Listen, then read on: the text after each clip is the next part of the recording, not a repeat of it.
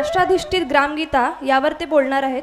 तरी मी आदरणीय रवीजी भुसारी वसा गडचिरोली यांना अशी विनंती करते की त्यांनी त्यांच्या प्रवचनास सुरुवात करावी.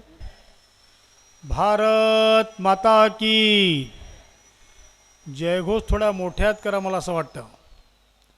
भारत माता की.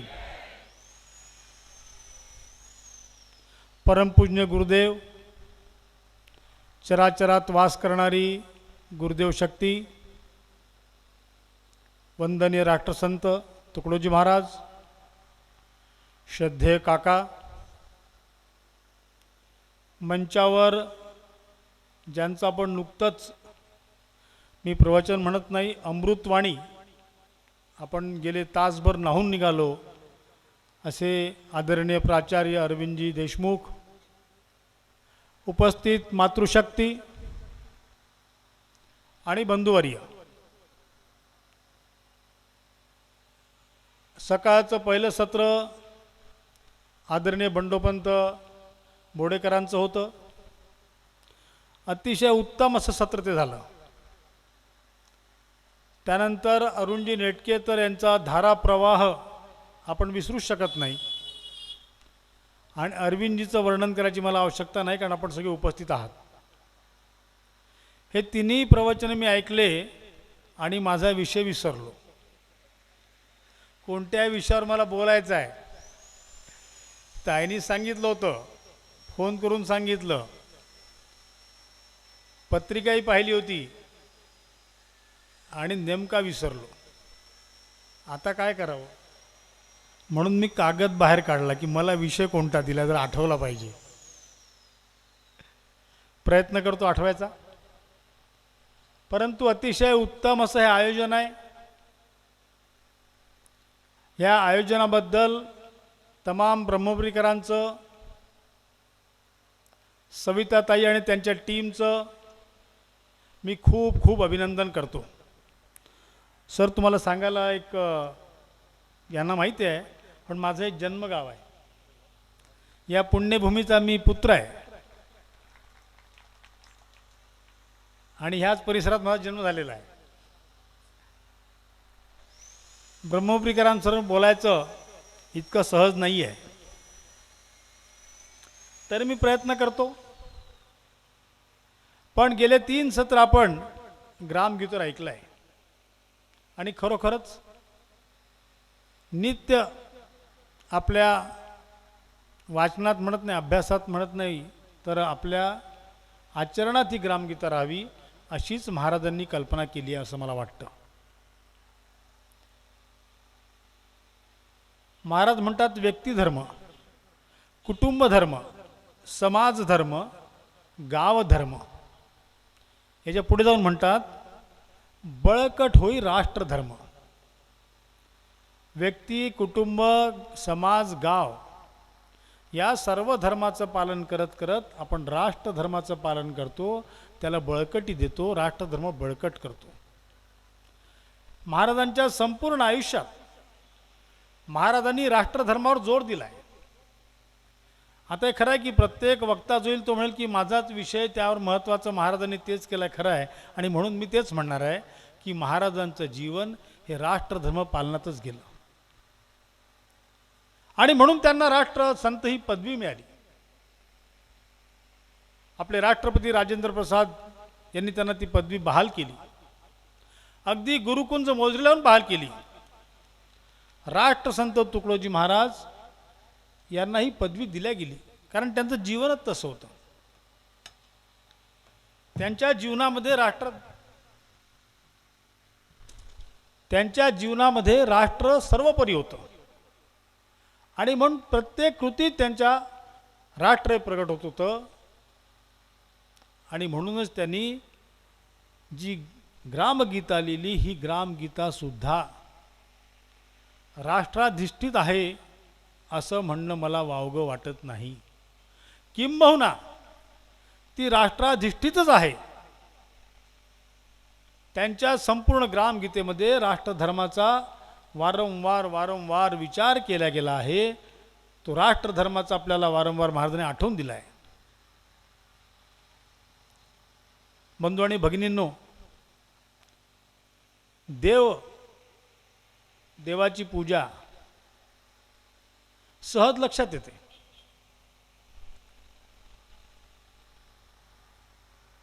देवाची भक्ती करावी याला काही सांगायची गरज पडत नाही, परंतु देशाची भक्ती करावी हे अवघड असतं.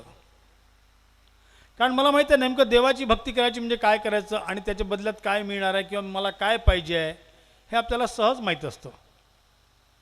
परंतु देशाची भक्ती म्हणजे काय करायचं, नेमकेपणाने काय म्हणायचं आणि काय मिळणार आहे, आणि मला जर काही मिळणार नसेल तर करायचं कशाला. आणि म्हणून कधी कधी देशभक्ती ही देवभक्तीपुढे गौण ठरते. देवभक्ती श्रेष्ठ असते, आपल्याला श्रेष्ठ कनिष्ठ विचार नाही करायचा आहे, हे खरं आहे. परंतु सहजगत्या देशभक्ती प्रगट होत नाही. देवभक्ती जितक्या सहजपणे प्रगट होत असते, दिसत असते, आपण अनुभव घेत असतो. खरंच सांगा मला, देवभक्तीचा अनुभव आपल्याला येतो का, आपण तो घेतो का? मी हो की नाही विचारत नाही, तुम्हीच आपल्या मला प्रश्न विचारा आणि तुम्हीच उत्तर द्या.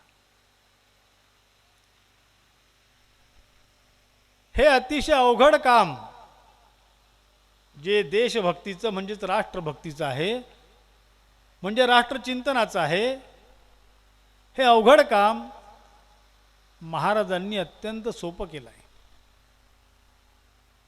अत्यंत सोप्या पद्धतीने सांगितलं आहे.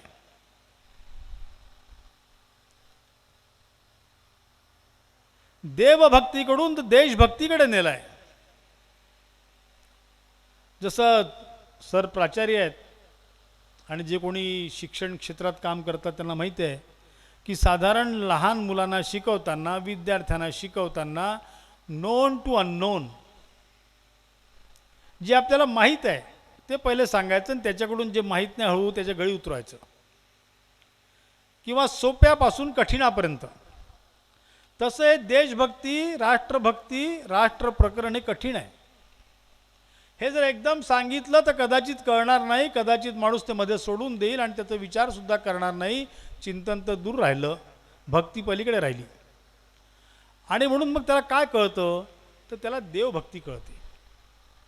आणि म्हणून महाराजांनी, राष्ट्रसंतांनी सामान्य माणसाला देवाकडे नेलं आणि देवाकडून हळूहळू त्याला देशाकडे नेलं. कोणत्या माध्यमातून नेलं? माध्यमसुद्धा सोपे आहेत. अनेकांनी राष्ट्रभक्ती सांगितली आहे, अनेकांनी राष्ट्राचा विचार सांगितला आहे, परंतु तो विचार करताना कसा आत्मसात करावा, काय करावं नेमकेपणाने, हे सांगितलं पण लोकांना समजलं नाही, असंच आहे.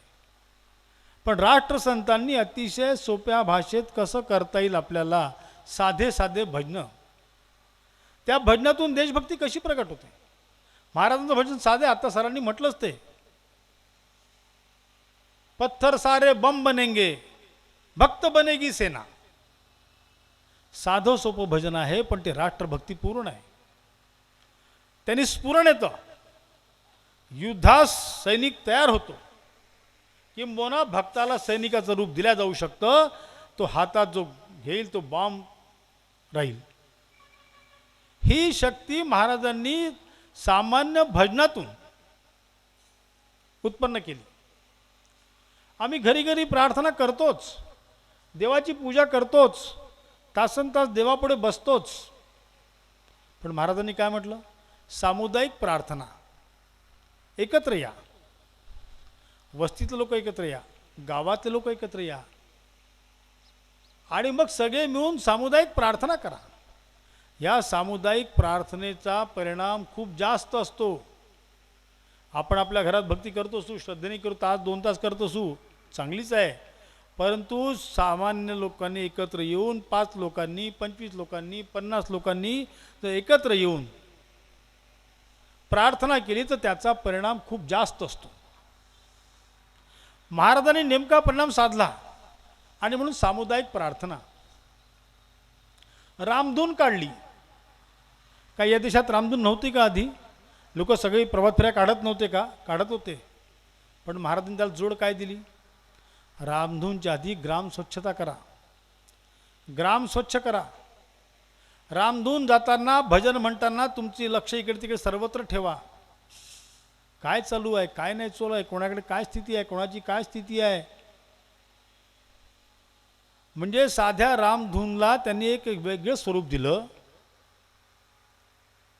आम्ही तर जाणारो भजन म्हणत, पण या वस्तीमध्ये त्याचा परिणाम झाला पाहिजे, वस्तीत जागृती आली पाहिजे आणि ही वस्ती आमच्यासोबत समाज कार्यात आली पाहिजे, देश कार्यात आली पाहिजे. आणि म्हणून या माध्यमातून महाराजांनी साधे साधे भजन, सामुदायिक प्रार्थना, रामधून, अत्यंत साधे कार्यक्रम. पण हे कार्यक्रम दिसायला साधे दिसतात, परंतु अतिशय परिणामकारक आहेत. फार मोठी जागृती आहे, शक्ती उत्पन्न करणारे कार्यक्रम आहेत.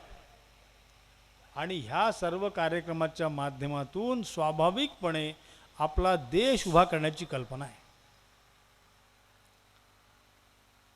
आणि हळूहळू याचा परिणाम होतो. महाराजांचा केंद्रबिंदू हा ग्राम होता, महाराजांचा चिंतनाचा बिंदू ग्राम होता, त्यांचा आग्रह ग्रामाचा होता. वयाच्या 17 वर्षापासून त्या सगळ्या कामात उतरलेत. आज त्या गोष्टीला माझा अंदाज असा आहे, एक 70-80 वर्ष झाली असतील महाराजांच्या कामाला सुरुवात होऊन. आणि महाराज जाऊन 50 वर्षावर झालेत. हे 51 वर्ष आहे त्यांच्या पुण्यतिथीचं.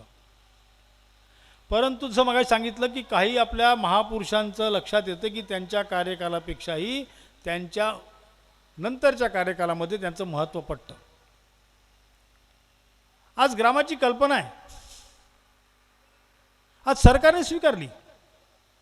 नरेंद्रभाई मोदींनी पंतप्रधान म्हणून निवडून आल्यानंतर त्यांनी पहिलं काम काय केलं, सगळ्या खासदारांना सांगितलं, 542 खासदारांना, की तुम्ही एक गाव दत्तक घ्या, त्या गावामध्ये गावाचा विकास करा, सर्वांगीण विकास करा. आणि प्रत्येक खासदाराला एक गाव निश्चित करायला सांगितलं. चलो गाव की ओर. एवढंच नाही तर त्यांनी त्यांचे सेक्रेटरी आहेत, जे राष्ट्रीय स्तरावरचे आहेत, असे 150 सेक्रेटरी. सर या 150 सेक्रेटरी त्यांनी मीटिंग घेतली, त्यांना बोलवलं, सहज त्यांची चौकशी केली. आता ते सेक्रेटरी लोक त्यांना काय वाटत होतं, काय चौकशी करतील, काही अर्थकारण विचारतील, काही शिक्षणाचं विचारतील, काही अजून बाकी विचारतील. त्यांनी काहीही विचारलं नाही. त्यांना विचारलं तुमचं गाव कोणतं आहे, तर आमचं दिल्ली. हो दिल्ली, तुम्ही आज सेक्रेटरी आहे, आधी तुमचे वडील कुठे राहत होते, तुमचे आजोबा कुठे राहत होते. त्या प्रत्येकाने एक गाव सांगितलं, कोणत्या ना कोणत्या खेड्याशी त्यांचा संबंध होता.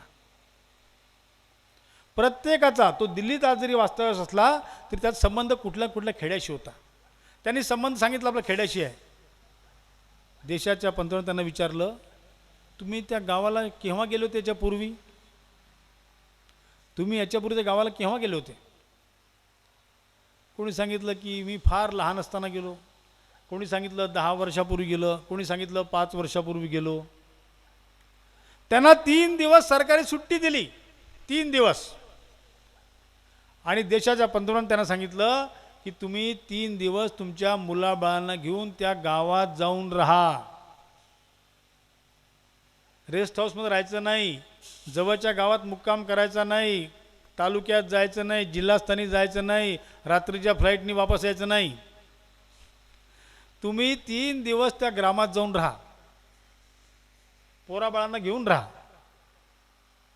तुमच्या जायची सगळी व्यवस्था सरकार खर्च करेल. तिथे नातेवाईक असतील, कोणी अजून असेल, त्यांच्या घरी राहा. पण 3 दिवस तुम्ही ग्रामात जाऊन राहा. या लोकांना म्हटलं काय हा पंतप्रधान खुळा माणूस आहे, काय डोक्यात खूळ घेतलाय, काही समजत नाही. मोदी हे मुमकिन आहे, काय नवीन भानगड दिसते यांची काहीतरी.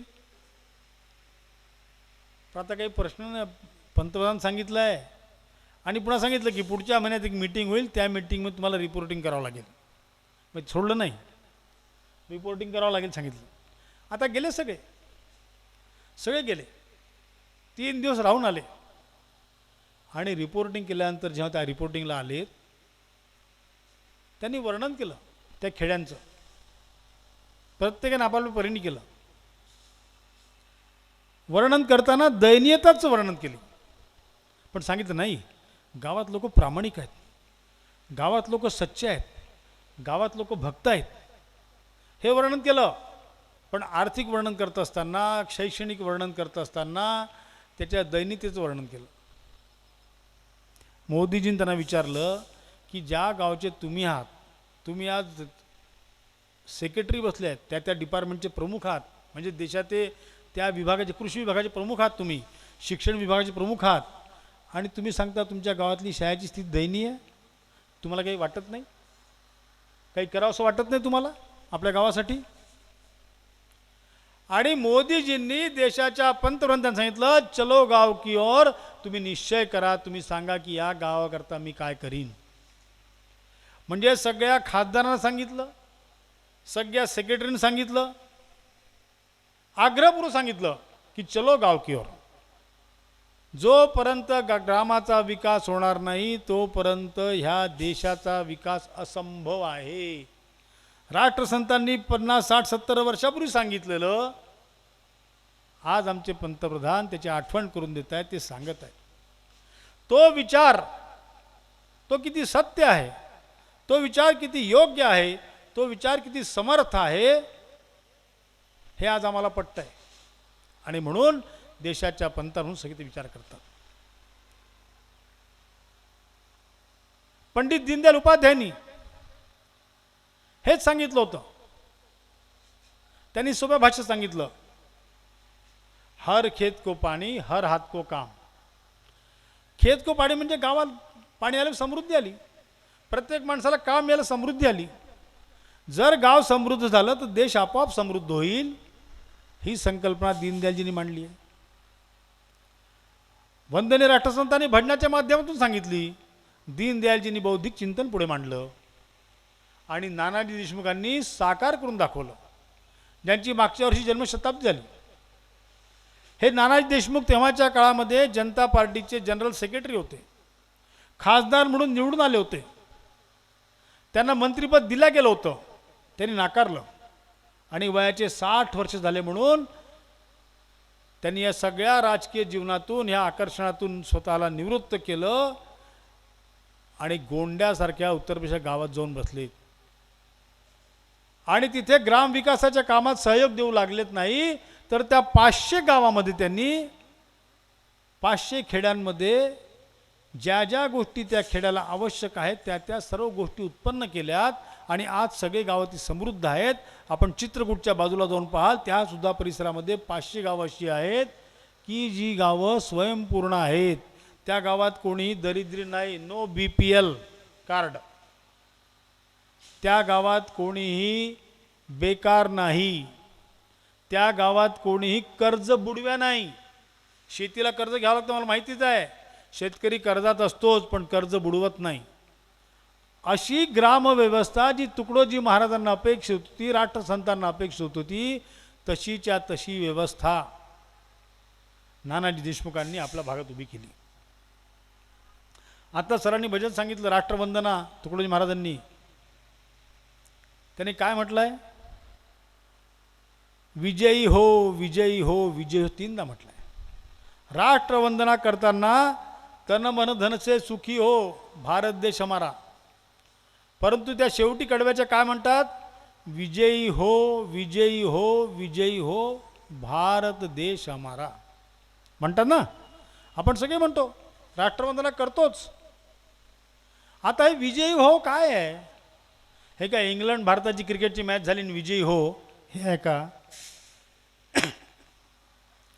किंवा भारत पाकिस्तान युद्ध झालं आणि भारत जिंकला, हे विजय हो आहे का?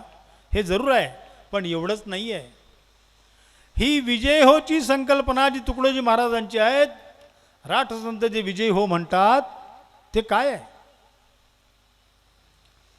याला सोप्या भाषेत, समजण्याच्या भाषेत स्वामी विवेकानंदांचं स्वप्न होतं. स्वामीजी म्हणत, माझी भारत माता जगाच्या गुरुपदी विराजमान होईल, संपूर्ण जग नतमस्तक होईल आणि भारत माता अभय प्रदान करेल. हे स्वामी विवेकानंदांचं स्वप्न होतं. तेच महाराज म्हणतात विजयी हो, भारत विजयी हो. ती संकल्पना आहे. माझा भारत देश जगाच्या गुरुपती विराजमान होईल, ते विजयी हो आहे, ते महाराजांना अभिप्रेत आहे. आणि होईल का हो? खरंच असं होऊ शकेल का? अरे जे थोर पुरुष बोलले ते होणारच आहे, हा विश्वास आपला असलाच पाहिजे. जे स्वामीजींनी म्हटलं ते नक्की होणार आहे, जे राष्ट्रसंतांनी सांगितलं ते घडणारच आहे. प्रश्न आहे तुमचा आमचा. त्या विजयाचे शिल्पकार आम्ही होणार आहोत का? भगवंत होताच, भगवंतानीच लीला केली, पण अर्जुनाला माध्यम केलं. आज राष्ट्रसंत म्हणतात विजयी हो, माध्यम तुम्ही आम्ही आहोत, त्यांचे माध्यम तुम्ही आम्ही आहोत. आणि म्हणून तुम्ही आम्ही हा विचार करायचा आहे.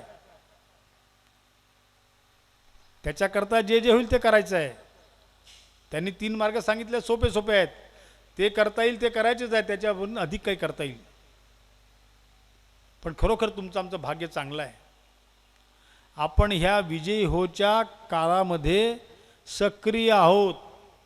मी तुम्हा सगळ्यांना वंदन करतो की आपण इतक्या मोठ्या संख्येत इथे आलात. 3 दिवस आपण भिन्न भिन्न कार्यक्रम करणार आहोत. या सगळ्यामध्ये आपण उपस्थित दाखवणार. हा सुद्धा राष्ट्रभक्तीचाच एक भाग आहे, हा एक राष्ट्र जागरणाचा एक अंग आहे. आणि म्हणून या सर्व राष्ट्रभक्तांना मी वंदन करतो. आज देशाची स्थिती अशी आहे, आज आमची भारत माता या स्थितीमध्ये जी महाराजांना अपेक्षित होती, राष्ट्रसंतांना अपेक्षित होती, जी स्वामी विवेकानंदांचं स्वप्न होतं, त्या स्थितीमध्ये आज आलेली आहे. तुम्हाला कहा कशी आली? तुम्हाला काय वाटते? जो मग सांगितलं फील गुड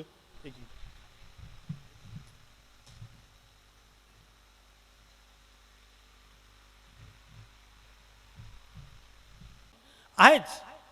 आपण पाहतो योग दिवस एक संकल्पना केवळ आहे. ही कोणाची आहे? ही संकल्पना भारताची आहे. आणि जेव्हा भारताच्या नेतृत्वाने म्हणजे प्रधानमंत्र्यांनी त्याच्या जगाच्या व्यासपीठावर मांडली, अतिशय अल्प वेळामध्ये संपूर्ण जगाने याला मान्यता दिली. नुसती मान्यता दिली नाही तर जगातल्या सर्व देशामध्ये 21 जून हा योग दिवस मानला गेला. म्हणजे काय? भारताचा विचार स्वीकार झाला, भारताचा विचार मान्य झाला, भारताचा विचार कृतीत आणला गेला. हेच आहे विजयी हो.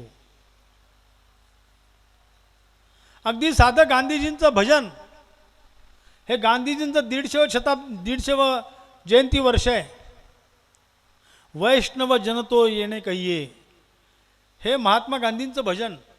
गोष्ट साधी आहे, पण 124 देशात तिथल्या सरकारांनी तिथल्या वाद्यवृंदाच्या माध्यमातून ह्या भजनाचं गायन केलं एका दिवशी. आणि उरल्या देशांनी नंतर आपल्या सोयीनी केलं. परंतु जगाच्या पाठीवरील सर्व देशामध्ये महात्मा गांधींचं वैष्णव जनतो भजन केल्या गेलं. याचा अर्थ काय?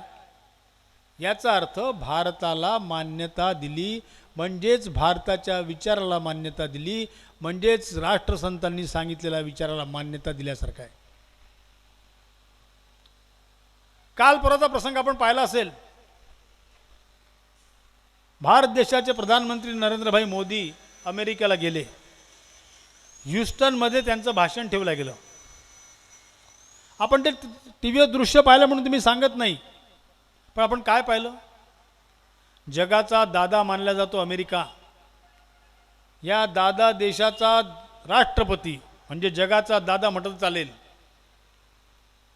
मोदींचं भाषण समोर बसून जनतेत बसून ऐकतो. आणि हे मोदींचं भाषण कोणत्या भाषेत होतं? कोणत्या भाषेत होतं? हिंदीत होतं. आणि यावेळी अमेरिकेतले सर्व जे काही पक्ष आहेत, त्या पक्षांचे प्रमुख लोक आहेत, तिथले महापौर आहेत, तिथले अजून खासदार असतील, हे सर्व तिथे उपस्थित होते.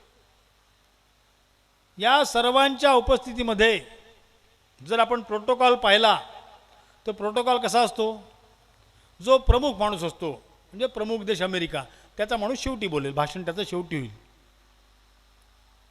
शेवटचं भाषण कोणाचं असेल, आज नाही बरं, तुम्ही आजचं समजू नका, आज काही तो प्रोटोकॉल नाही आहे. शेवटचं भाषण कोणाचं असेल, तो प्रमुख आहे त्याचं. तिथे कोण होते, ट्रम्प होते, अमेरिकेत भाषण होतं. ट्रम्प महाशय अमेरिकेत राष्ट्राध्यक्ष आहेत, अमेरिका जगाचा दादा आहे. शेवटचं भाषण कोणाचं होईल. आपण दृश्य पाहिलं की ट्रम्प साहेबांचं भाषण आधी झालं आणि त्यानंतर भारताचे प्रधानमंत्री नरेंद्र मोदी 130 करोड जनतेचे प्रतिनिधी यांचं भाषण शेवटचं झालं. ते भारताच्या राष्ट्रभाषेत हिंदीत झालं आणि संपूर्ण जगाने ते ऐकलं नाही, अनेक वेळा टाळ्या वाजवल्यात, उत्थापन दिलं गेलं. म्हणजेच मी असं म्हणतो की भारताच्या विचाराला जगमान्यता प्राप्त झाली. स्वामीजी स्वप्न काय होतं, हेच होतं, भारत माता अभय प्रदान करेल, संपूर्ण जग नतमस्तक होईल. म्हणजे काय, संपूर्ण जगाने तुमचं ऐकलं, तुमचं स्वीकारलं, म्हणजे नतमस्तक झालं. आणि महाराजांची जी कल्पना आहे, विजयी हो विजयी हो विजयी हो भारत देश हमारा, मला वाटतं की ही संकल्पना तीच आहे. आणि जे महाराजांना अपेक्षित आहे, जे विवेकानंदांनी स्वप्न पाहिलं होतं, ते साकार होत आहे. ह्या काळात आपण सर्व आहोत, याचे साक्षीदार आहोत. केवळ साक्षीदार नाहीत, आपण त्या सगळ्यात सहभागी आहोत. या सगळ्या प्रक्रियेचे एक भाग आपण आहोत, केवळ साक्षीदार नाही आहे. जो जो सक्रिय आहे तो याचा एक भागच आहे, पार्ट अँड पार्सलच आहे. आणि ते आम्ही सगळे आहोत, ही आपल्याला अभिमानाची गोष्ट आहे. आणि म्हणून मला असं वाटतं की राष्ट्रसंतांची ग्रामगीता, राष्ट्रसंतांचे सर्व विचार हे राष्ट्राधिष्ठितच आहेत, त्याचा आधार राष्ट्रच आहे. आणि ज्याला ज्याला कोणाला विचार काही करायचा असेल या देशाचा, त्याला राष्ट्रीय विचार ठेवावाच लागेल. एक छोटा प्रसंग सांगतो फक्त. संघाचे संस्थापक डॉक्टर हेडगेवार होते. एका कार्यक्रमामध्ये वंदनीय राष्ट्रसंत गेले होते.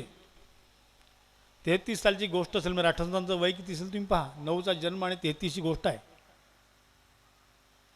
राष्ट्रसंतांनी संघाच्या स्वयंसेवकांसमोर आणि निमंत्रित लोक त्यांच्यासमोर भाषण केलं, बोललेत, भजनी म्हटलं.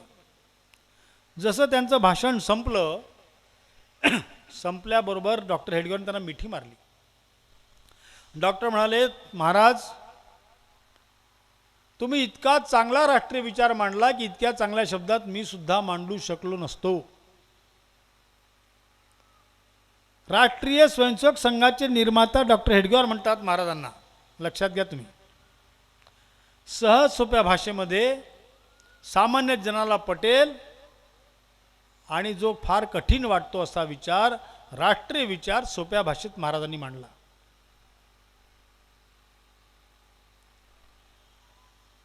आणि म्हणून गेल्या 4 सत्रामध्ये आपण या सगळ्याचा विचार करतोय. या सगळ्या विचारामध्ये शेवटचं पुष्प माझं आहे.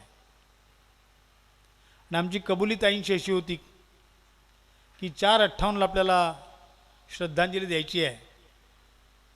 आणि त्याच्या आधी श्रद्धांजलीपूर्वी मी हे कथन माझं पूर्ण करणार आहे. अटल बिहारी वाजपेयींचं नाव पण ऐकलं आहे, सगळ्यांनी त्यांना टी व्हीत नक्कीच पाहिलं आहे. आपल्या देशाचे प्रधानमंत्री होते, पण फार चांगले कवी होते, अतिशय चांगले कवी होते. आणि त्यांच्या कवितेत स्फुरण मिळत होतं. त्यांच्या कवितेनी स्वाभाविकपणे एक जागृती उत्पन्न होत होती. त्यांची कविता आहे, कविता फार मोठी आहे, ती मी कविता सांगणार नाही, पण त्या 4 ओळी नक्की सांगेन. अटलजी म्हणायचे, जिएंगे तो भारत के लिए, मरेंगे तो भारत के लिए. जिएंगे तो देश के लिए, भारत में देश के लिए, मरेंगे तो देश के लिए. हमारे मरने के बाद हमारी हड्डियां गंगाजी में बहाय गई. स्वाभाविक हिंदू माणसाला वाटतं, आपल्या घरी जर मोठे असतील, वृद्ध असतील, तर आपल्या पोराला नातवाला सांगत, बाबा रे एक योग फक्त राहिलं, माझी इच्छा, माझ्या अस्थी गंगेत विसर्जित करशील. स्वाभाविक इच्छा व्यक्त करतात. जिएंगे तो भारत के लिए, मरेंगे तो भारत के लिए. हमारे मरने के बाद हमारी हड्डियां जी बहाय गई, हमारी हड्डियां गंगा जी में बहाय गई. किसी ने कान लगाकर सुना. समजा आमच्या अस्थी गंगेत विसर्जित केल्यात, कोणी तिथे गंगे स्नान करणार असेल, आमच्या अस्थीच्या कानाला लागल्या. हमारी हड्डियां गंगा जी में बहा गई, किसी ने कान लगाकर सुना, एक ही आवाज आएगी. काय म्हणतात अटलजी? किसी ने कान लगाकर सुना, एक ही आवाज आएगी, भारत माता की जय, भारत माता की जय, भारत माता की जय.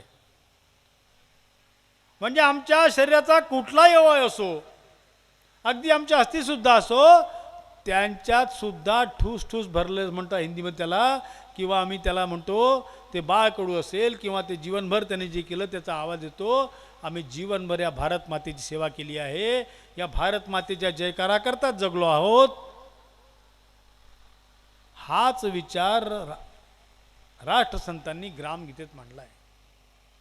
आणि म्हणून आपली वेळ होत आहे. खरं विषय पुष्कळ लांबले जाऊ शकतो, काही हरकत नाही, परंतु आवश्यकता नाही. आधीचे 3 चांगले सत्र झालेले आहेत. मी आयोजकांना खूप खूप धन्यवाद देतो. आणि नुकतंच एक चांगला निर्णय कोर्टात झालेला आहे, आपण त्रिवार त्याचा जयघोष करू. आणि माझं मी कथन पूर्ण करतो. जय श्रीराम. हां, हा जयघोष जोरात झाला पाहिजे, मंदिर होणार तिकडे भव्य. जय श्रीराम, जय श्रीराम. धन्यवाद.